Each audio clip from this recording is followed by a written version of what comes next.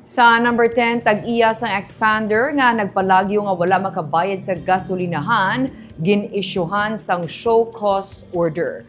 Nakilala na sang Land Transportation Office, Negros Island Region, ang tag-iya sang sini nga black and white nga Xpander nga nakuhaan sang CCTV video nga nagapalagyo gikan sa Red K gasoline station sa Barangay Mansilingan sa Bacolod City.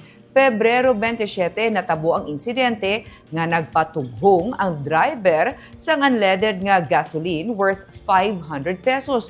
Pero pagkasira sa gasoline boy sang gas tank, naghingagaw dalagan ang salakyan. Sa nagdigad nga semana sa ginpost ang CCTV footage sa tuyo nga mapahibalo ang iban nga gas stations nga may amo sini nga natabo ilabi na karon nga syado ka mahal sang bilis sang gatong. Ginkatuan sang LTO ang balay sang tag-iya sang Xpander sa Murcia kag ginserbe ang show cause order pero wala didto ang tag-iya.